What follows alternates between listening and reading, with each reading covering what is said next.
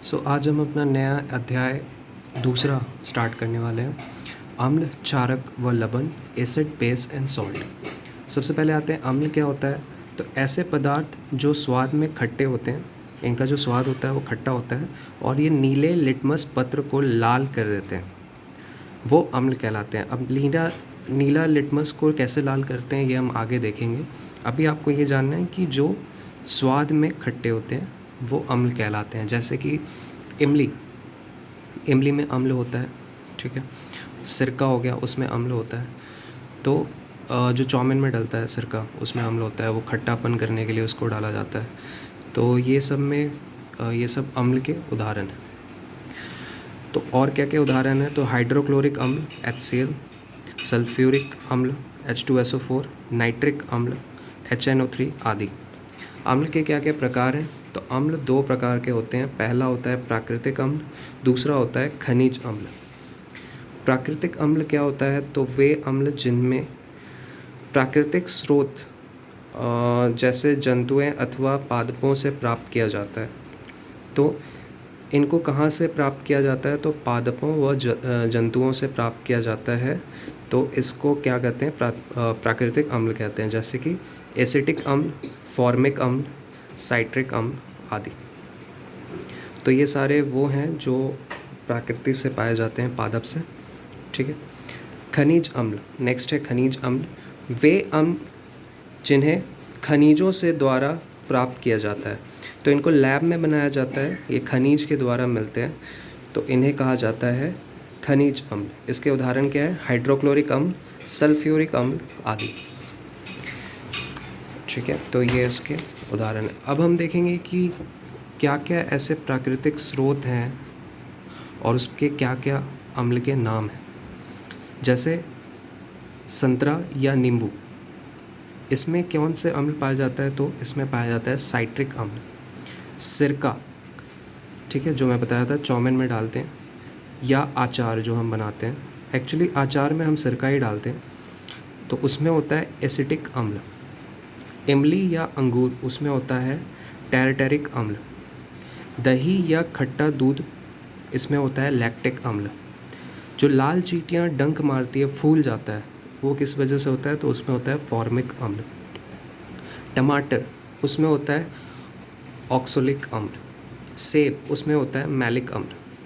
तो जितनी भी चीज़ें हैं, ठीक है, वो क्या होता है कि उसमें अम्ल पाया जाता है और ये उसके अलग अलग प्रकार हैं अम्ल के, ठीक है। तो ये जितने भी अम्ल हैं, ये सारे प्राकृतिक स्रोत वाले अम्ल हैं, यानी प्राकृतिक अम्ल हैं, ठीक है। और उनका स्रोत यहाँ पे लिखा हुआ। अगला है क्षारक। तो ऐसे पदार्थ जो स्वाद में कड़वे होते हैं, ठीक है, तथा लाल लिटमस पत्र को नीला कर देते हैं, उन्हें क्षारक कहते हैं। तो जो अम्ल था वो स्वाद में खट्टा था, ये स्वाद में कड़वे होते हैं। इसको हम ऐसे याद रख सकते हैं, अनीला, अ मतलब अम्ल, नीला लिटमस को लाल कर देता है, ठीक है। और एक और चीज़ है बेस, इंग्लिश में क्षारक को बोलते हैं बेस, इंग्लिश में कड़वे को बोलते हैं बिटर। तो बेस बिटर दोनों बी से शुरू होता है, तो हम इस तरह से याद कर सकते हैं कि बेस बिटर है, यानी कि बेस कड़वा है और अम्ल क्या है, खट्टा है। तो इसके उदाहरण क्या क्या हैं, sodium hydroxide NaOH, potassium hydroxide KOH आदि। क्षारक के कितने प्रकार हैं, तो क्षारक के भी दो ही प्रकार हैं। एक होता है जल में घुलनशील वाला क्षारक, जिसे एल्कली कहते हैं, और एक जल में अघुलनशील, ठीक है। तो जल में जो घुलनशील होते हैं उसके उदाहरण क्या क्या हैं, तो NaOH, KOH, CaOH2, calcium hydroxide, ठीक है। ये जितने भी हैं, हाइड्रोक्साइड है, सल्फेट है, इसको मैंने आपको बताया था आड़ा तिरछा मेथड में कि इसको कैसे निकालते हैं, ठीक है। इसका अलग होता है, ठीक है, उसको हम आड़ा तिरछा करके हम निकालते थे संयोजकता के माध्यम से। और जल में अघुलनशील क्षारक, यानी जो जल में नहीं घुलते हैं, वो कौन से हैं, तो ZNO, zinc oxide, ferrous hydroxide आदि। अम्ल क्षारक सूचक। अब बात आती है कैसे पता चलेगा हमें कि हमारे पास जो है वो अम्ल है या क्षारक है। तो ऐसे पदार्थ जो किसी विलयन में अम्ल या क्षार के साथ मिलकर अपना रंग परिवर्तन या गंध परिवर्तन करता है उसे कहते हैं हम अम्ल क्षारक सूचक। तो अम्ल क्षारक सूचक वो होते हैं जो रंग में परिवर्तन या गंध में परिवर्तन करते हैं जब वो अम्ल या क्षार से मिलते हैं। तो जो सूचक होते हैं वो भी दो ही प्रकार के होते हैं, अम्ल या क्षार के साथ रंग में परिवर्तन करने वाले या अम्ल या क्षार के साथ गंध में परिवर्तन करने वाले। तो रंग में परिवर्तन करने वाले नीले लिटमस को जो है वो अम्ल के साथ मिलके वो लाल कर देता है और लाल लिटमस को अम्ल के साथ मिलकर नीला कर देता है। तो चलिए देखते हैं कि कैसे करता है। I'm going to dip it in this first solution. As you can see, there is no color change. The blue litmus remains blue. Now let's try it for the second solution. Again, there is no color change. The blue litmus remains blue. Now let's try it in the third solution. Oh, there you can see the blue litmus paper turns red in color. Now let's try it with the red litmus paper. So in the first solution, as you can see, the red litmus paper turns blue. In the second solution, there is no color change here. And in the third solution, again, there is no color change. It remains red. Now let's add the... तो जैसा कि आपने देखा कि जो red litmus था, ठीक है, वो एसिड में कुछ नहीं हुआ उसको, लेकिन जैसे ही हमने उसको क्षारक में डाला, बेस में डाला, तो वो क्या हो गया, नीला हो गया। वैसे ही जब नीला लिटमस था वो बेस में उसको कुछ नहीं हुआ और जैसे ही उसको हमने अम्ल में डाला तो वैसे ही वो लाल हो गया। तो ये है लिटमस पत्र जो लाल हो जाता है अगर वो अम्ल होता है नीला से, और नीला हो जाता है अगर वो क्षारक होता है। और हाँ, ये याद रखना है कि अगर नीला को क्षारक में डालेंगे तो वो नीला ही रहेगा, उसमें कोई परिवर्तन नहीं आएगा, ठीक है। तो वही अनीला वाला जो मैंने फॉर्मूला बताया था, ट्रिक बताया था, उससे आप याद रख सकते हैं कि अम्ल है यानी नीला को लाल करेगा, अनीला। अगला आते हैं सूचक में, तो हल्दी, टर्मेरिक बोलते हैं। तो हल्दी जो है वो क्षारक के साथ मिलकर लाल भूरा रंग पैदा करता है। तो जो साबुन होता है, ठीक है, जो कपड़े धोने वाला साबुन या हाथ धोने वाला साबुन होता है, वो क्या है, क्षारक का एग्जाम्पल है। तो पहले मैं आपको दिखा देता हूँ कि क्षारक के कौन कौन से उदाहरण हैं। तो ये क्षारक के स्रोत हैं, ठीक है। तो चूना जो होता है उसमें कैल्शियम हाइड्रोक्साइड होता है। खाने का सोडा, उसमें क्या होता है, सोडियम हाइड्रोजन कार्बोनेट होता है जो कि एक क्षार है। कपड़े धोने का सोडा, उसमें क्या होता है, सोडियम कार्बोनेट होता है, ठीक है। प्रति अम्ल, जैसे जो इनो हो गया, यानी जो उसमें काम आता है जब एसिडिटी हो जाता है, जब पेट में एसिड का मात्रा बढ़ जाता है, तब हम जो लेते हैं उसको निकालने के लिए, वो कहलाता है प्रति अम्ल। उसमें क्या होता है, मैग्नीशियम हाइड्रोक्साइड होता है। तो ये क्षारक थे और ये उनका स्रोत था, ठीक है। तो कपड़े धोने में क्या आता है, सोडियम कार्बोनेट होता है। तो ये क्या करता है कि वो हल्दी के साथ मिल जाता है और वो लाल भूरा रंग कर देता है। इसी कारण कपड़े में लगा सब्जी का निशान जब हम साबुन से धोते हैं तो क्या हो जाता है, वो लाल भूरा कलर हो जाता है, क्योंकि सब्जी में क्या होता है, हल्दी होता है। अगला है फेनोप्थिलीन। फेनोप्थिलीन शुरू में रंगीन होते हैं लेकिन क्षारकों के साथ यह गुलाबी रंग के हो जाते हैं। तो जो फेनोप्थिलीन है वो क्षारक के साथ मिलके गुलाबी हो जाता है, लेकिन एसिड के साथ मिलके वो कुछ भी नहीं होता, ठीक है। तो इसका भी हम एक एग्जांपल देखते हैं, हम वीडियो देखते हैं। Now let's add the phenolphthalein indicator to the first solution, and as you can see, the color turns pink.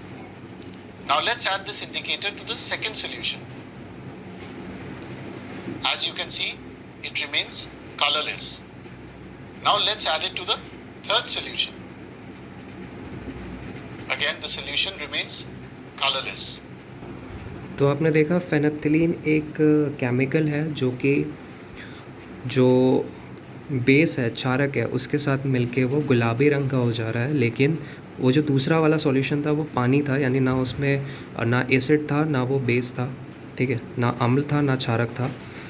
तो उसमें वो कोई असर नहीं दिखाया। जब एसिड में डाला अम्ल में तो भी कोई असर नहीं दिखाया, लेकिन जब क्षारक में डाला तो वो गुलाबी रंग का हो गया। अगला है मिथाइल ऑरेंज। मिथाइल ऑरेंज एक तरह का हम कह सकते हैं सूचक है। ये मतलब जो आसानी से कहीं भी मिल जाता है, घुल जाता है, ठीक है। इसका रंग जो है वो अम्ल के साथ लाल और क्षार के साथ पीला हो जाता है, ठीक है। अब हम इसका भी एक एग्जांपल देखते हैं। एक तरफ एसिड है और एक तरफ बेस है। तो ये मिथाइल ऑरेंज डाला, ठीक है, एक तरफ पीला हो गया, आप देख रहे हैं जैसे, और एक तरफ लाल हो गया। तो ये सारे क्या थे? सूचक थे जो रंग में बदलते थे। तो अगला जो सूचक है वो है अम्ल या क्षार के साथ गंध में परिवर्तन। गंध में परिवर्तन करने वाला, तो प्याज के कटे कटे छोटे टुकड़े अगर हम अम्ल के साथ मिलाकर भिन्न गंध उत्पन्न करता है।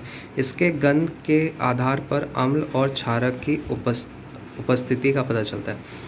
क्या होता है कि जो प्याज है वो अगर हम क्षारक में डालें, बेस में डालें, तो उसका जो गंध होता है वो उड़ जाता है। लेकिन एसिड के साथ वो, अम्ल के साथ वो कोई भी रिएक्शन नहीं करता, यानी अम्ल के साथ उसका कुछ भी गंध नहीं जाता है, लेकिन क्षारक के साथ वो चला जाता है, ठीक है, गंध गायब हो जाता है। तो अगला है टॉपिक अम्लों के रासायनिक गुण। यानी कि अगर हम अम्लों को अलग अलग चीज़ों के साथ, रासायनिक के साथ अगर हम करेंगे, अभिक्रिया करेंगे, तो उसका क्या रिएक्शन मिलेगा हमें, वो हम देखेंगे। तो पहला है अम्लों के साथ धातुओं का अभिक्रिया। अगर हम धातुओं को उसके साथ अभिक्रिया करते हैं तो क्या मिलता है? तो अम्ल प्लस धातु, यानी धातु के साथ जब वो मिलाते हैं तो हमें लवण मिलता है और हाइड्रोजन गैस मिलता है। तो लवण के बारे में हम आगे पढ़ेंगे, किस तरह से हम पहचानें कि वो लवण है या क्या है। लेकिन अभी आपको बस ये ध्यान रखना है कि उसके साथ क्या मिलता है, ये ज़्यादा इम्पॉर्टेंट है, कि हाइड्रोजन है कि क्या है, वो ज़्यादा इम्पॉर्टेंट है, ठीक है। तो अम्ल जैसे धातु जैसे जिंक, ठीक है, अम्ल जैसे H2SO4 सल्फ्यूरिक अम्ल होता है। अगर ये इसके साथ मिलाएं तो ZnSO4 जो जिंक सल्फेट कहेंगे, जो कि एक लवण है, वो देगा, plus H2 gas, hydrogen gas देगा। आयरन, ठीक है, लोहा प्लस H2SO4 सल्फ्यूरिक अम्ल को मिलाएंगे तो आयरन सल्फेट देगा और हाइड्रोजन देगा। तो ये ZnSO4 FeSO4 वैसे तो लवण है, लेकिन ये जो यौगिक है वो हमारे स्वास्थ्य के लिए अच्छा नहीं है। इसीलिए कभी भी जो आचार होते हैं उनको कभी भी जैसे तांबे के बर्तन हुआ या एल्युमिनियम का बर्तन हुआ, लोहा का बर्तन हुआ, ये सब में नहीं रखते, यानी कोई धातु वाले बर्तन में नहीं रखते हैं, क्योंकि वो उसके साथ अभिक्रिया करके एक ऐसा पदार्थ बनाएगा जो कि हमारे लिए सही नहीं होता है। ये इसका जो अगर ये हमारे अंदर जाएगा शरीर के, तो इसका हमें शरीर को नुकसान पहुंचाता है।